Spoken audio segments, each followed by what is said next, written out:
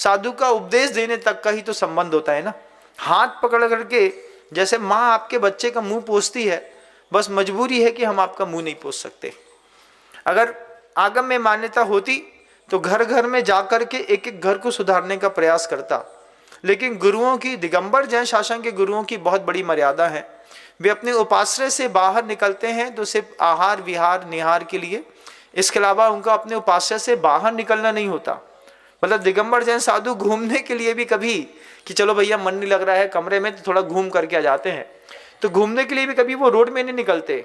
किसी ना किसी कारण से ही हम रोड में निकलते हैं, अदरवाइज हम अपने उपाश्रय में ही हमेशा हमारा बैठने का पूरा एक जीवन शैली होती है। लेकिन अगर छूट होती तो क्या लगता है आपको कि आपके घर के दर्द को संभालने के लिए हम हमदर्द नहीं बनते? जरूर बनते। यही एक ऐसा अवसर है जिस अवसर में हमको अपने आप को संभालना है। नहीं तो वो जो पहला सूत्र मैंने कहा कि दुनिया बदल रही है, निर्लज्जम सदा सुखी, आने वाले समय में ये रूल्स आपके घर के अंदर भी धीरे से आने वाले हैं। कई घरों में तो आ भी चुके हैं, जहां बेटी अपनी माँ से खुद कह देती है तुमने बड़ो कर दो, एहसान करो, अब ई के आगे की लड़ाई हम खुद लड़ रहे हैं। 20 साल तक आप हमारे थे, अब हम आपके हैं कौन, अब हम खुद डिसाइड कर लेंगे। तो माता पिता को भी कई बार बड़ी मजबूरियों में जीवन यापन करना पड़ता है। कई जगह मतलब माता पिता चाहते कुछ भी नहीं है, लेकिन फिर भी बच्चों के कारण उनको उस तरीके से भी सरवाइव करना पड़ता है, उन सारी चीज़ों को भी स्वीकार करना पड़ता है जिन चीज़ों की हमारे मन के अंदर कभी इच्छाएं नहीं है।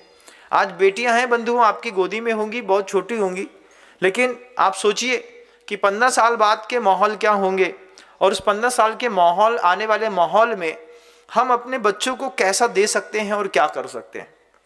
आचार्य भगवत ने एक बात हम लोगों से सबसे कही थी कि ये बात तय है कि जो बोगे वो काटोगे। ये बात तो आपके दिमाग में भी है ना कि किसान खेत में जो बोता है वही फसल काटता है। आचार्य श्री जी ने हम लोगों से पूछा, क्यों नम्र, तुम्हारी क्या धारणा है? हमने कहा जी गुरु जी, जो किसान बीज बोएगा वही तो काटेगा ना। हमने कहा हाँ गुरु जी, जो बोएंगे वही काटेंगे।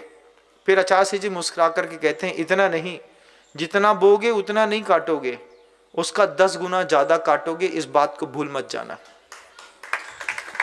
क्या समझ रहे हैं आप जो बोने की कोशिश कर रहे हैं अपने घर के अंदर, आप इतनी सी छूट दीजिए, फिर इतनी छूट तो हम अपने आप ले लेंगे। एक बार आप बोल बस दीजिए, हाँ जमाना पलट गया है, इतना घर के अंदर बोल बस दीजिए, बस इतनी सी बात। कितनी सी बात? जमाना तो बदल गया भैया, कोई नहीं रोक सके। आपकी इस शब्द की मानसिकता को आपके बच्चे पकड़ लेंगे। उसके बाद बच्चे अपने आप छूट की लक्ष्मण रेखा एक बहुत अच्छी खींचेंगे।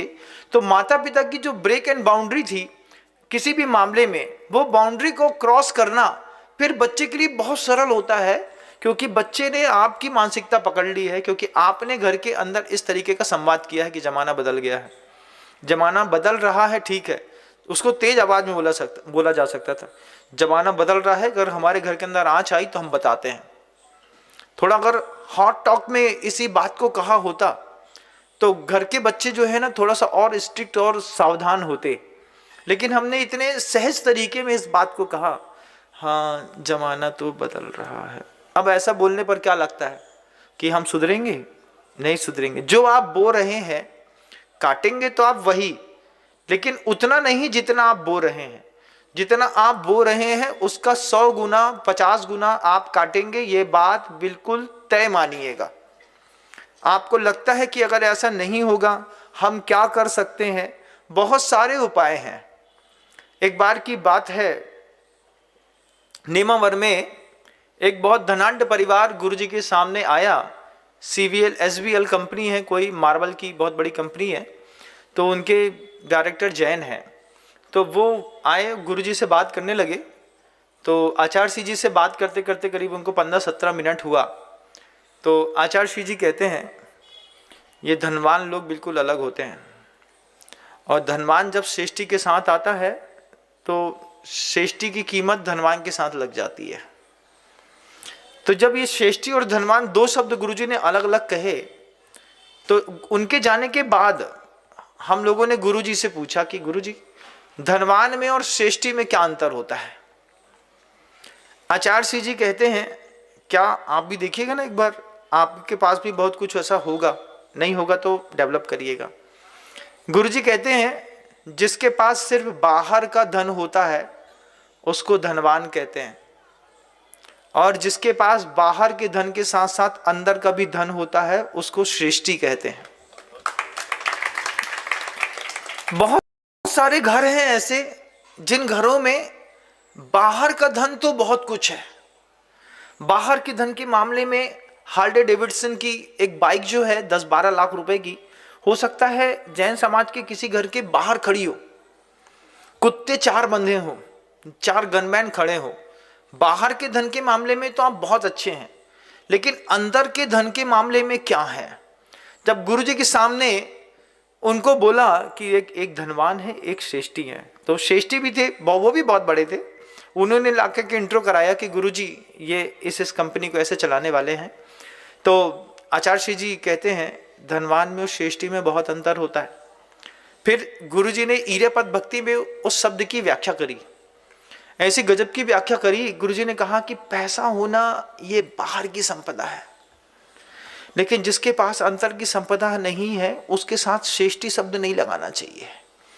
श्रेष्ठी शब्द किसके साथ लगाना चाहिए कि जो बाहर से भी अत्यधिक धनवान है और अंदर से जिसके पास विद्या है। विद्या है का मतलब वो इस लोक और परलोक दोनों को देखना जानता है।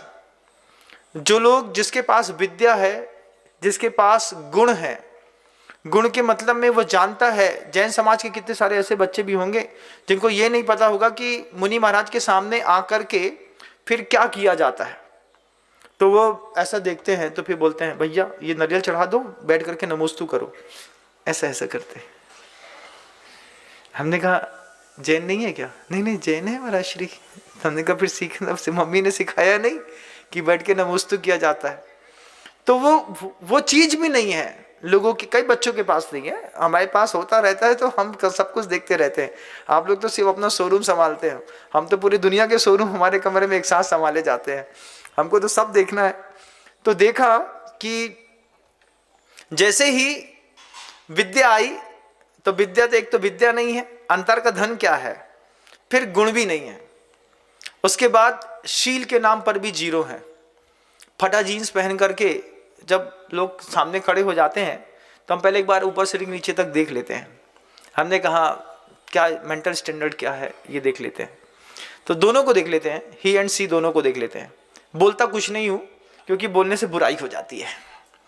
अब यही बात आप भी कहते हैं महाराज जी, हमारे साथ भी यही दिक्कत है कि हम अपने बच्चे से बोले तो हमारे बच्चे से बुराई हो जाती है। इसलिए तो हम ही और सी में बता रहे हैं ना। इनडायरेक्टली भी तो कुछ बोलेंगे तो समझ में आएगी कि नहीं आएगी? आएगी। आपके बच्चे के जीन्स आपने भी तो खरीदे होंगे। कितने फटा जीन्स खरीदे हैं आप बता दीजिए। आपने खुद गए होंगे ना, मम्मी ये वाला ले लेते हैं, नहीं बेटा ये वाला फटा है, ये वाला नहीं लेते हैं, मम्मी प्लीज, अच्छा ठीक है पापा को नहीं बताना, खरीद लो। अब पापा को बिना बताए हमने एक फटा वाला जीन्स अपनी बच्ची को खरीदवा दिया। बच्ची पापा के सामने नहीं पहनेगी तो किसी और के सामने पहनेगी, पापा को तो देखने ही नहीं है। जज नहीं दोस्तों, अगर आपको मेरी वीडियो अच्छी लगती है तो प्लीज़ मेरे चैनल को लाइक शेयर सब्सक्राइब करिए और इसी तरह से अपना प्यार देते रहिए। धन्यवाद।